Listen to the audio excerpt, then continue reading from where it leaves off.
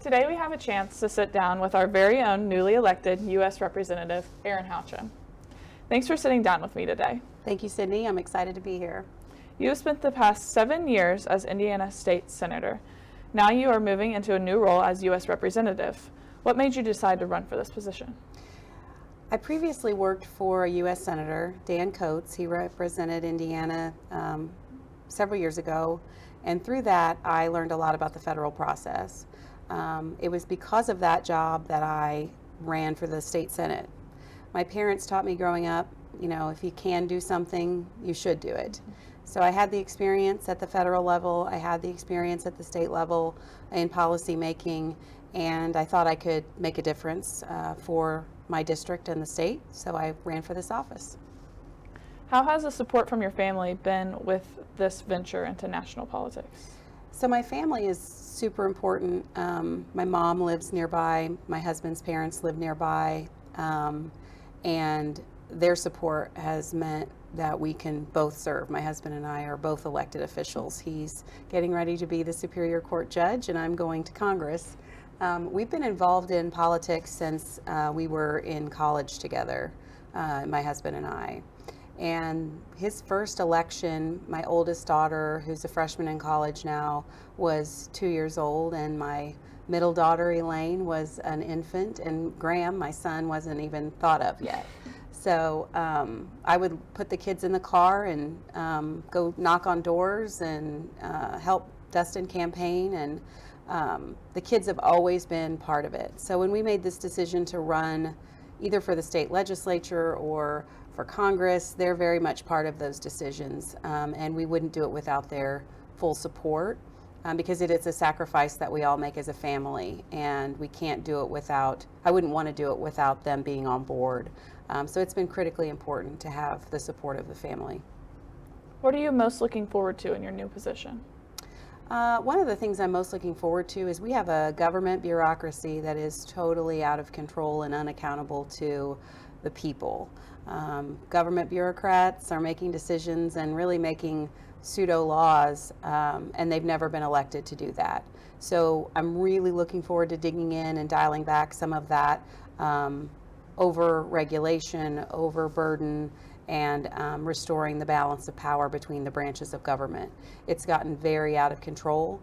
All of the, elected officials, it's very easy for them to kind of do this. It's not my responsibility. It's the bureaucrat or the agency. It's not my responsibility. It's at the local level. But we've been elected to make those decisions, and we should not shirk our responsibility and put it off on an agency that has never been given the authority by the people to make such important decisions that impact your daily lives. When you visited Washington, D.C., did you learn anything new? I did. So we had a lot of meetings. I was just in Washington for orientation. We had what we call conference meetings where the parties meet together, so separately, but the Republicans meet in conference, the Democrats meet in conference separately, and we would be in these long 6-hour meetings, and I'd read about what happened in it in the newspaper. So one of the most eye-opening things, and it shouldn't be a huge shock, is that not everything you read in the media is 100% accurate. So a lot of the reporting I would hear about or read about after these meetings that I was in, I would reflect on that and think, that's not how that meeting went. So I would just encourage anybody that's looking, through news sources, whether it's CNN, MSNBC, Fox News, even Yahoo, if you read an article on a particular topic, the political issues in particular, always try to find the other side of that argument from a different news source. That will give you the most balanced approach and maybe get you a little bit closer to the truth. I know a few years ago you campaigned unsuccessfully for the same congressional seat you just won. Tell us a little about the experience and what you've learned.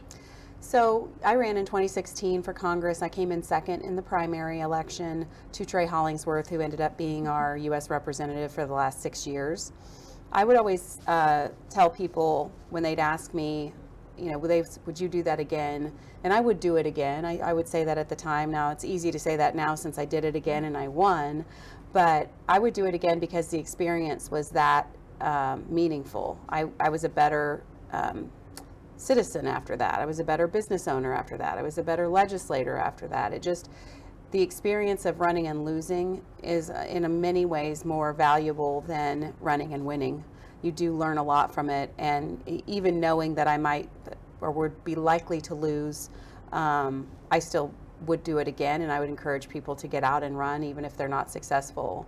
Many members of Congress in my class, this incoming freshman class, ran unsuccessfully before, even maybe 2 times before, and are now members of Congress. So don't give up if you're not successful in any endeavor. Just pick yourself back up again and do it all over.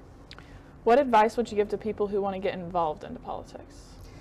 I got my start in politics. I was an intern at the state Senate, and I contacted my local Republican Party chairman and said, I really want to get involved in Young Republicans. And he said, well, we don't have a club, but you can start one.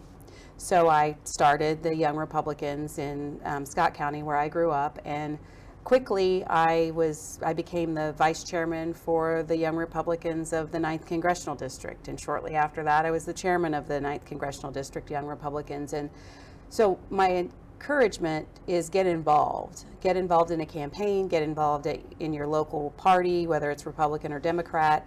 That is where the bench is built and the experience is gained. I wouldn't know half of the things or any of the things I know about campaigning without that experience. It was hugely valuable to me, and that's my best advice.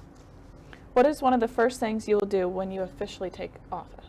The first vote we will take is to elect the Speaker of the House. The Republican Party took the majority in this last election. We needed 218 and we got to 222, so it's a really slim majority, but the Republicans did take the majority. So we will elect a new Speaker of the House. That will be the first order of business. And then after that, we're going to look at some legislation. We will have a full day of votes on that first day, one of which will be to repeal the 87,000 IRS agents that the Biden administration just put in. Just fundamentally, I think that's it's not good for the American people. Those 87,000 IRS agents have badges and guns, and they want to audit bank accounts if you have $400 or more in the bank. And I just think that's just not the proper use of the IRS, and we should not have that bureaucracy invading the privacy of Americans. I think if we're going to have 87,000 people hired, they should maybe go to the southern border and help secure that. Speaking of office, have you seen your new office? I have not seen my new office. We did select the office. This is a more than 100-year-old process.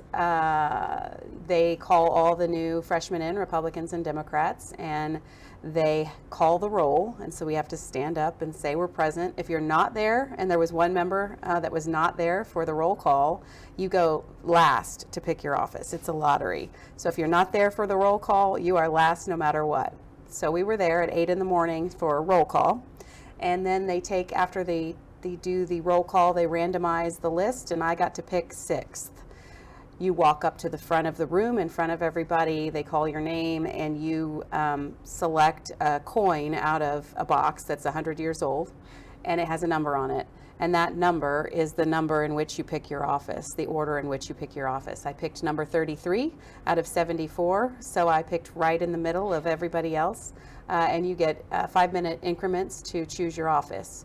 So all day long, every 5 minutes, a new person comes in and does their selection, and you only have 5 minutes to do it, and you have to be there for that 5 minutes or you're out of luck. So we got an office in the Longworth building, and I would encourage anybody, if they're coming out to DC, to visit. I haven't seen it yet, but I have seen the floor plan and the layout, and I would welcome anybody to come. It's not my office, it's your office, it's our office. So anytime people are in Washington, and I hope that the schools will come out and visit too, please come to your office.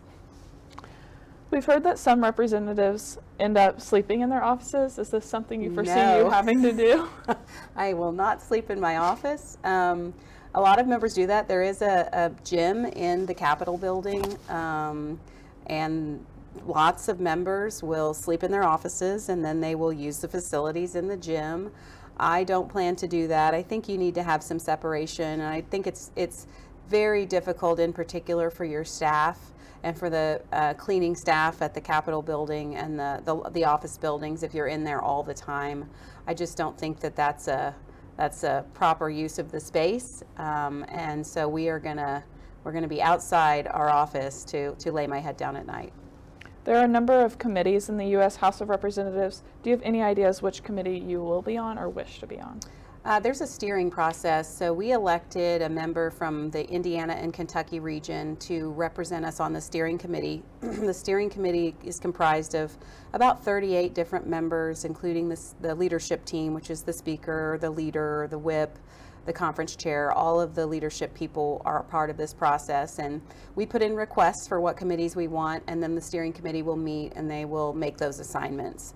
So during this interim between now and January, I'm going around and I'm trying to either have phone conversations or in-person meetings with as many of the steering members as I can to talk about what committee assignment I'm interested in.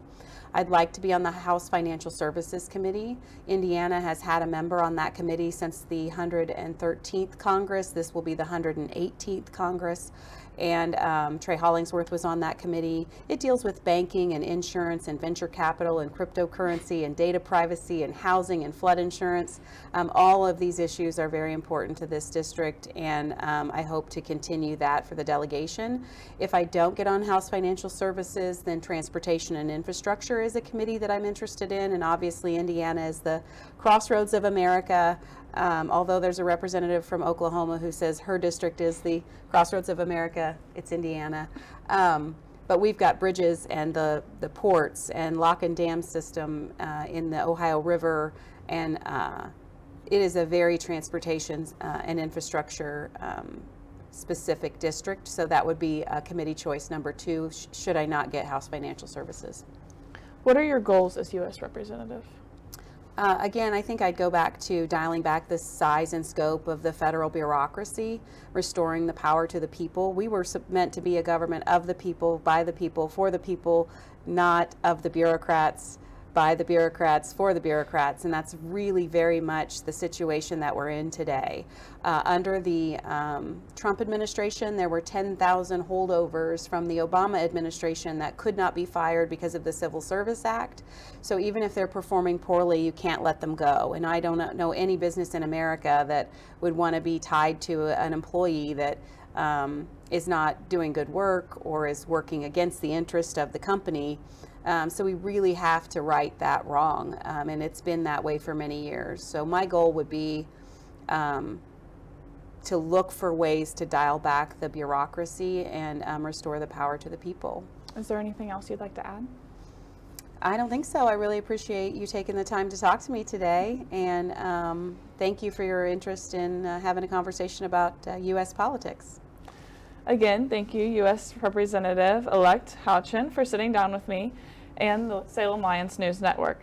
Good luck in Washington, D.C., and we hope to talk to you in the future. Thank you so much. Now back to the studio.